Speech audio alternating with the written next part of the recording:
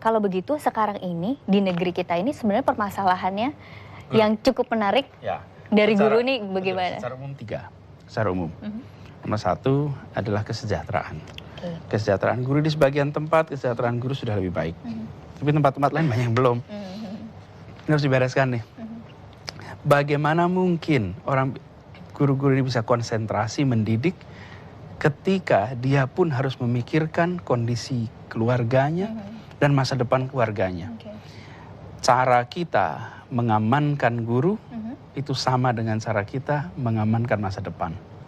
Kalau guru kita amankan, guru nggak usah khawatir dengan keluarga, dengan anak-anaknya, maka guru juga bisa bekerja sepenuh hati untuk anak-anaknya.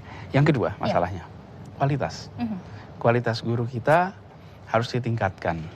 Dan itu artinya bukan hanya diberikan training soal mengajar kurikulum, tetapi bagaimana metode mengajar guru itu ditingkatkan. Dan guru-guru harus menjadi guru yang menyenangkan. Pelajaran menjadi pelajaran yang menyenangkan. Beda ya, belajar menyenangkan dengan belajar sambil bersenang-senang. Bersenang-senang menyenangkan lain tuh. Kita harus yang menyenangkan. Nah, yang ketiga, distribusinya banyak yang tidak merata. Pemerataan guru kadang-kadang tidak sama. Ada tempat kelebihan guru, ada tempat kekurangan guru.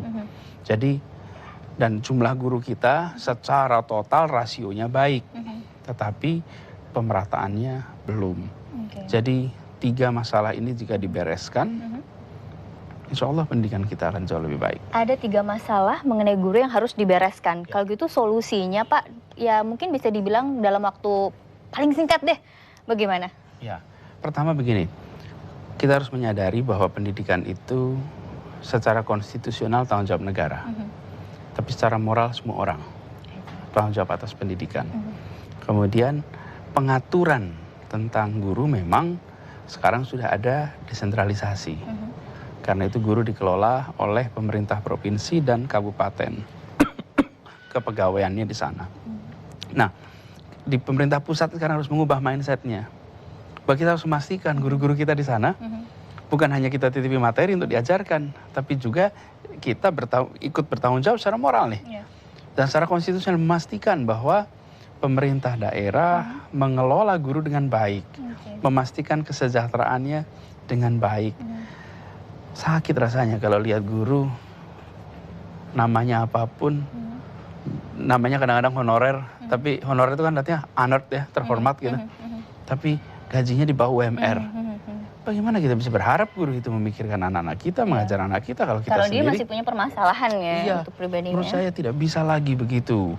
Jadi saya ingin mengatakan pada tolong semuanya, jangan melihat pekerjaan apa yang dikerjakan guru itu semata-mata soal seperti pekerjaan-pekerjaan lain, karyawan di perusahaan yang memproduksi barang.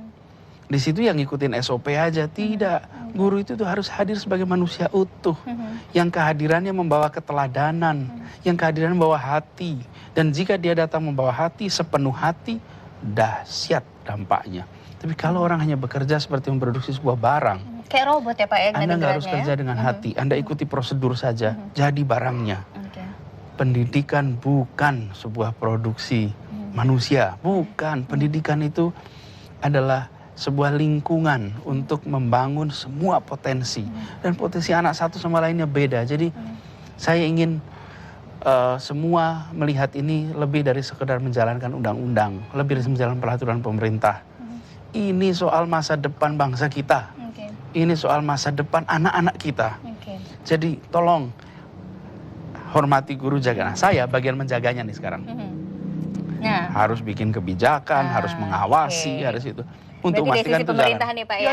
Kita tahan dulu Mas Menteri obrolan mengenai solusinya dari segi pemerintahan. Nanti akan kita lanjutkan lagi. Pemirsa jangan kemana-mana, tetap bersama kami hanya di Coffee Break.